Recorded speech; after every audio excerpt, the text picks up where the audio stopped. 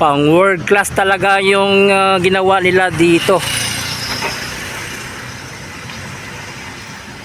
Para kang nasa ibang bansa. Ganitong style na building, no?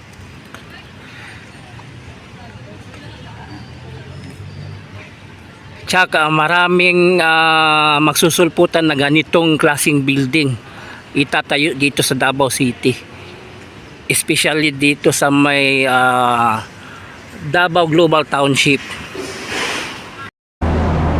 안녕하세요 여러분, 잘 지냈어요? 먹고 싶어 해보겠어. 만나서 반갑습니다. Ako po si Christopher Patal. Ngayon po, no, update po tayo sa may Matina Claves.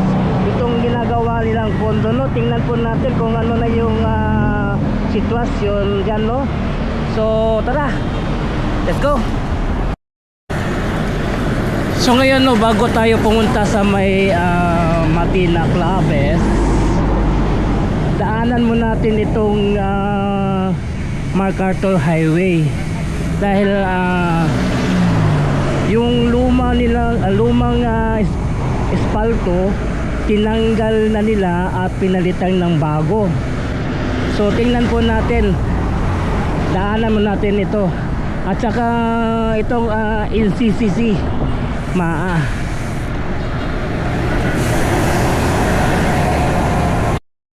tinanggal nila yung lumang espalto at pinalitan ng bago dahil yung grano ng espalto, lumabas na yung mga graba at lumitaw na, at delikado yun sa motorista, baka maraming madidisgrasya. Kaya mini-maintenance yung kalsada at papalitan ng bago ng espalto.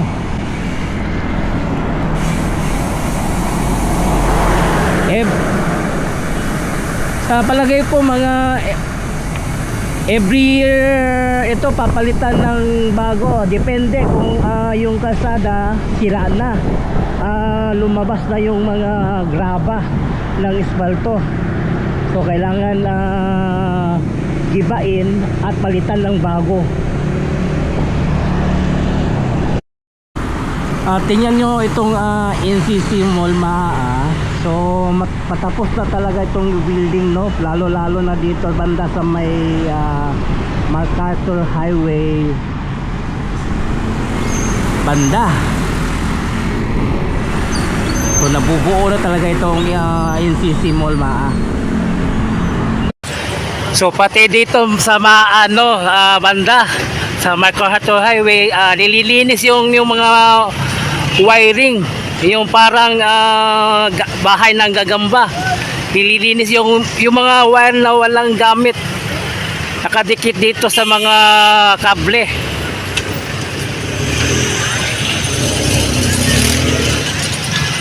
Dito lang sa MacArthur Highway, malapit sa Kanto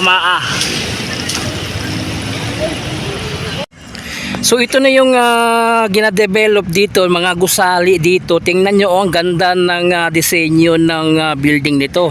Ito may nilalagyan ng parang bubong, no. Ito po yun, no. At saka ito yung mga building dito nakatayo, no. So ito yung mga development dito sa may Davao Global Township. Yan, so nakikita po natin.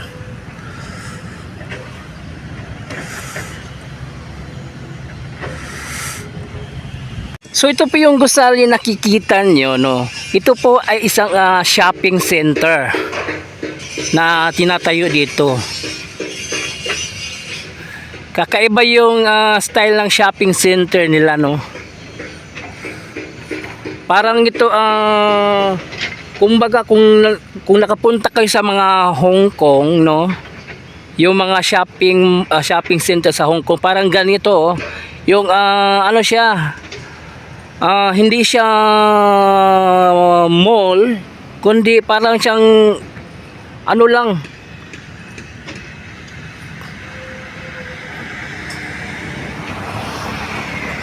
Parang mga building association ba ganitong style na build na gusali, no? Pero ganda, pang world class talaga ang disenyo ng building, no? Nakikita nyo yung building sa may Aldebingco, parang ganito yung forma pero pang world class. Merong first floor, second floor, third floor at saka fourth floor. So ganito yung disenyo ng building dito sa may Davao Global Township.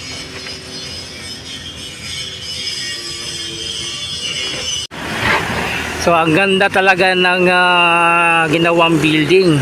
Akalain mo parang sa ibang bansa ka, oh. Tingnan mo ang ginawa nila dito.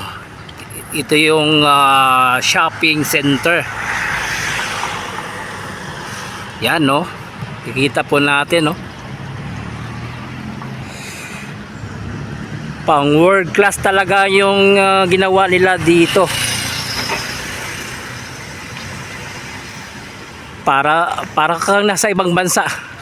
Ganitong style na building, no.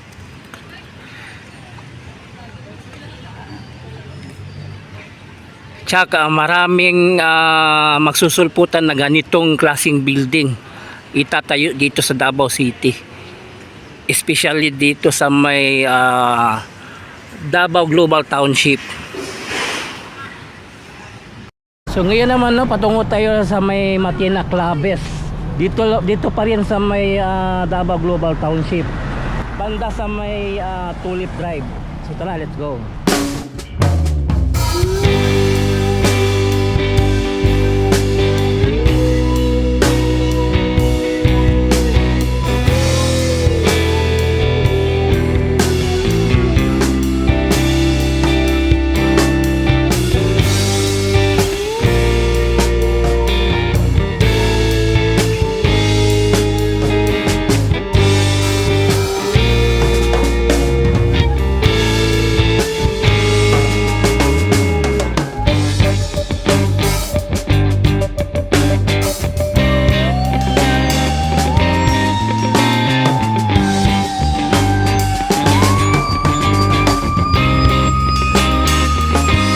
So dito banda sa may Tulip Drive, so dito banda mayroon tayong nakikitang nakatayo na machine dito.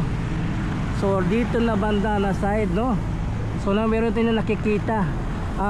Doon naman sa loob mayroong may mga dalawang isang crane, at saka isang tower crane, no.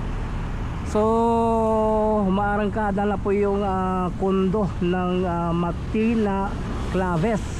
So tingnan po natin sa aerial. So nakikita po natin ngayon dito sa may Tulip Drive. Ito po yung Matina Claves. Ito na po yun, no? Umaarangkada na po dito. Lalo na dito banda sa may Tulip Drive banda. May machine na po tindig dito, parang inuumpisa na po yung sa pag-construct ng building. At dito naman sa likod ng